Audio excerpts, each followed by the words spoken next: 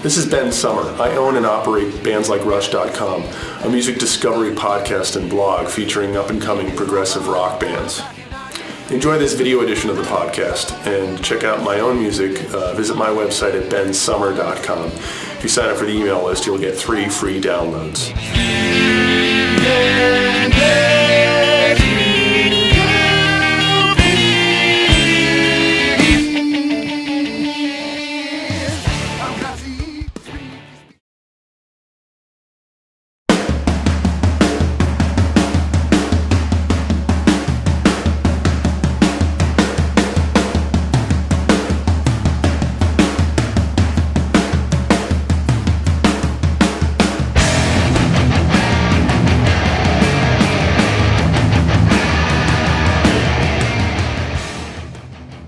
Dysrhythmia is a 3-piece progressive metal band from the New York City area. They've been together for over 10 years now, producing some really aggressive, complex, and frankly scary heavy metal music. I interviewed the primary songwriter and guitarist in the band, Kevin Hufnagel, several months ago, and it's unfortunate I'm only now getting around to posting this interview. But maybe the timing is good after all, since they just now are embarking on a European tour. And I hope this publicity is well timed. Yet again, I find this podcast kind of veering out a bit from the mission statement, which is to bring you all bands that sound like Rush. I won't make you giggle by trying to argue that there's some Rush and Dysrhythmia similarity, because aside from dwelling in the same major genre of progressive rock, Rush and Dysrhythmia really have little in common. The bigger point I make by including bands like Dysrhythmia in this podcast is that Rush fans who appreciate complex and challenging song structures, virtuosity, and just music that grows on you versus music that kind of smacks you over the head, those fans are going to appreciate lesser-known bands like Dysrhythmia. So expect more interviews like this in months ahead.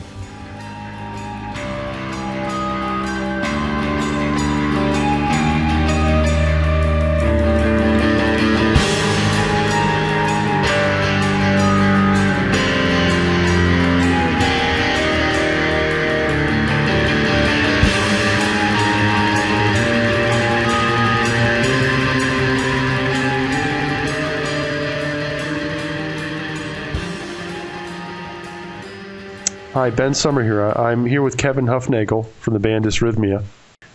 Kevin, thanks for joining. So, why don't you just start just giving where you guys are at now, where you feel you sit artistically, and kind of what your aspirations and a little bit about your history, even if you can do that. Okay. Well, the band started with me and our original bass player, whose name was Clayton Ingerson, in August of 1998, and we had pretty much written an entire album's worth of stuff with just guitar and bass before being able to find a drummer during that summer when we got together for the first time. And so then in March of 99, we found our drummer Jeff, and we've been going ever since then. Clayton left the band in 2004, and then Colin Marston joined on bass, and we've been with him ever since. So it's been about 11 years now, and we have 5 records, 5 full-length studio albums, and a couple of splits and EPs and things. And we're already working on the 6th one. And all 3 of us in the band do a lot of other things outside of Dysrhythmia musically. Yeah. So like what? Our bass player Colin runs a recording studio full time, and he's in a black metal band called Krallis. He plays in Gorguts, who are an old death metal band that just reformed, and I also play in that band now too. Gorguts? Gorguts, yeah, they. That's a some name.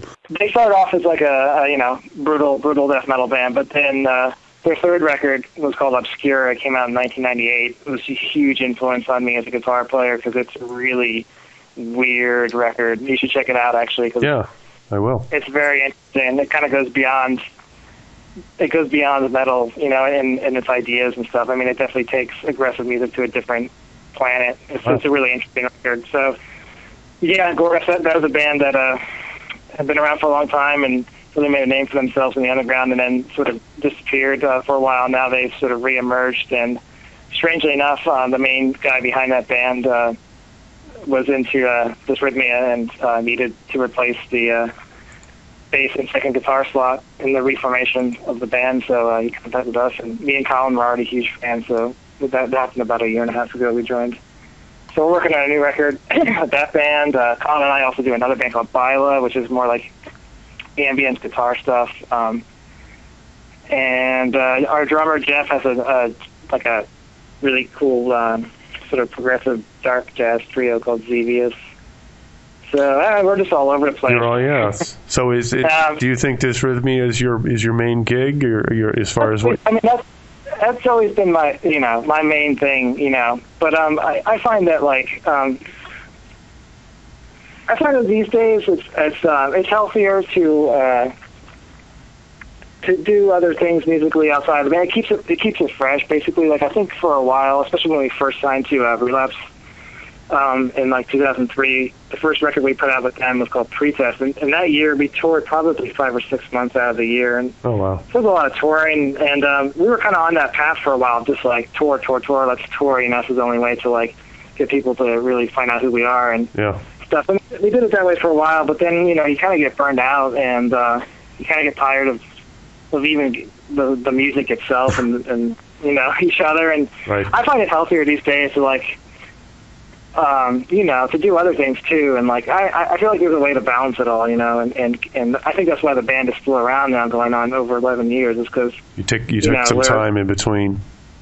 We give each other, the freedom, to do other things, and and I'm still totally, we're all still totally into this rhythm, and we're going to Europe, in June and stuff, so things are still happening. We're working on new material, and oh wow, great, actually. It's not like we're going to hang it up or anything, So the band only keeps growing still, I mean, very slowly, because it's the kind of music that's just not going to catch on with a mainstream audience. But the audience is still only going upwards. So. What's the audience like? I mean, do you? It is a real specific niche you guys are in. It's kind of I don't know what do the critics call it? Do they prog metal, alt metal? What's the stupid term? Yeah, I don't know. I mean, people always debate about whether we're a metal band or not. And to me, metal is probably my first real love musically. So I feel like there's a part of me that anything I do musically, even if it's acoustic classical guitar pieces or something, there's always going to be a metal influence in there somewhere, because that's just a huge part of me. But but actually the goal with this record was never to be a quote unquote metal band, But the music is, I think over the years the records just keep getting more and more intense, and more aggressive and stuff. And so, and I think our live performances are a lot more intense than listening to the studio records, and stuff. So I think, it's aggressive, but I still don't think of it as really metal, though. Yeah, no, I hear you. Yeah, but I'm not really, none of us are concerned with trying to figure out what it is and calling it anything, So it depends, it depends on the person's background. People that listen to lots of prog rock, that hear us, will say we sound like lots of other prog bands that they listen to, and then people. We have fans that come from more of right. Listening to punk and stuff, and they hear Black Flag and stuff, it all depends on that person's own background.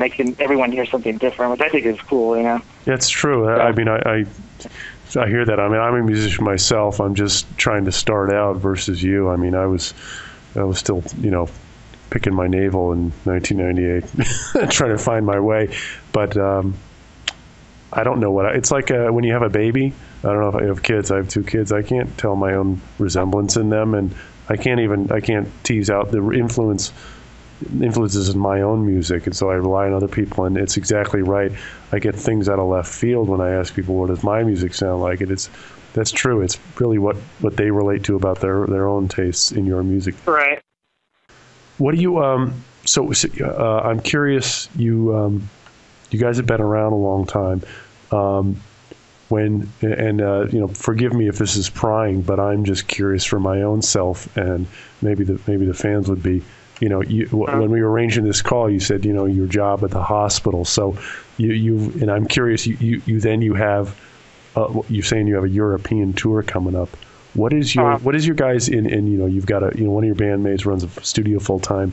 So I'm curious, do you guys spread your living across different musical endeavors plus stuff to plug the holes to keep the living going, like, day jobs, etc.? How do you guys manage the kind of long-term, what's your long-term goal, and, is where you're at now it? Yeah, I mean, we all have day jobs. I mean, and Colin's really the only one that gets to actually do what he loves to do as his real job. Yeah. Me and Jeff have jobs where we're just office drones or whatever, Yeah. But these jobs have let us for years, come and go, go on tour for a month and a half and then come back and still have a job, and so. No, that's great. Yeah, it's great. I mean, to me, it's like I gotta do what I love to do, and I don't care about, I could be making more money if I just stopped this band, and I could have, I've been a temp, for the past 5 years now, living here in New York, and I could have easily taken any of these jobs, that were pretty well paying, and just worked there full time and gotten the benefits and all that stuff. But I wouldn't be happy really, if I didn't be able to get to tour and take time off to make records and all that stuff. So it's like I said, even